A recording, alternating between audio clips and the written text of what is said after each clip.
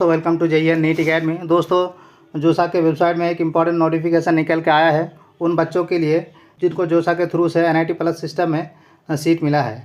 यानी कि आप यहाँ पे नोटिफिकेशन देख सकते हैं कि online payment for partial admission fees PFA for NIT plus system. यानी कि पार्शियल एडमिशन फ़ीस के लिए आपका नोटिफिकेशन निकल के आ गया है कि आपको अपना जो पार्शियल एडमिशन फ़ीस है वो आपको कब जमा करना है और कितना जमा करना है। तो वीडियो में आगे बढ़ने से पहले मैं आप सभी लोगों से रिक्वेस्ट करूंगा कि वीडियो को लाइक और चैनल को सब्सक्राइब जरूर से करें ताकि एडमिशन से रिलेटेड जितने भी इंपॉर्टेंट इन्फॉर्मेशन होगी वो आपको इसी चैनल पे मिलती रहेगी। तो चलिए हम लोग देखते हैं कि एक्चुअल नोटिफिकेशन में क्या है। तो ये आप देख सकते हैं, ये नोटिफिकेशन है online payment for partial admission fees for NIT plus system. यानी कि जिन भी बच्चों को जोसा के थ्रू से NIT प्लस सिस्टम यानी कि NIT IIIT और GFTI में सीट मिला हुआ है उन बच्चों को पार्शियल एडमिशन फ़ीस जमा करनी है। अगर आप पार्शियल एडमिशन फ़ीस जमा नहीं करते हैं तो आपको जो भी सीट मिला है और इतने मेहनत करने के बाद जो आपको NIT या IIIT या फिर GFTI में सीट मिला है वो आपका सीट कैंसिल हो जाएगा। तो अगर हम लोग बात करें कि इसका लास्ट डेट कब तक है, तो यानी कि आपका जो पार्शियल एडमिशन फ़ीस जमा करने का डेट है वो 24 तारीख को आपका लिंक जनरेट हो जाएगा। तो आप 24 जुलाई से लेकर 26 जुलाई शाम 5 बजे तक आप अपना पार्शियल एडमिशन फ़ीस जमा कर सकते हैं। और उसके लिए आपको जोसा के ही ऑफिशियल वेबसाइट में आना है। जैसे कि आपको ये लिंक दिख रहा है यहाँ पे, तो इसी तरह का एक लिंक आएगा। इस पर आप जैसे क्लिक करेंगे तो आपका जो पार्शियल एडमिशन फ़ीस जमा करने का विंडो है वो ओपन हो जाएगा और आप वहाँ से अपना फ़ीस जमा कर सकते हैं।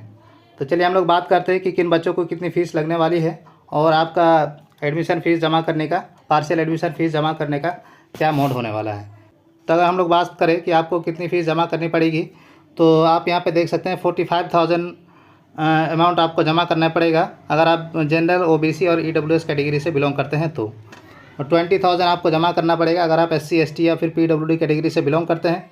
और 62,500 रुपीज़ आपको जमा करना पड़ेगा अगर आप SC ST और PWD कैटेगरी का दावा किए हैं लेकिन आपका जो सर्टिफिकेट है वो वैलिड नहीं हो पाया है और आप जनरल में चले गए हैं तो आपको 62,500 रुपीज़ जमा करना पड़ेगा। अब अगर हम लोग बात करें कि आप जो फ़ीस है वो कैसे जमा कर सकते हैं, तो फ़ीस जमा करने के लिए आप UPI से कर सकते हैं, नेट बैंकिंग से कर सकते हैं, डेबिट कार्ड, क्रेडिट कार्ड या फिर आप चालान से भी कर सकते हैं। तो आप SBI के चालान से भी आप पैसा जमा कर सकते हैं। और ये जो आपका पार्शियल एडमिशन फ़ीस है ये आपका एडजस्ट हो जाएगा आपका कॉलेज के एडमिशन फ़ीस में। तो इसके लिए आपको कोई घबराने की ज़रूरत नहीं है। जो आपसे ये पैसा लिया जा रहा है वो आपका एडमिशन फ़ीस में ये एडजस्ट कर दिया जाएगा।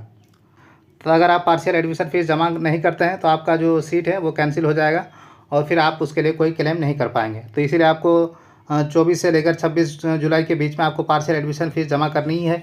अगर नहीं करते हैं तो आपका सीट जो है कैंसिल हो जाएगा।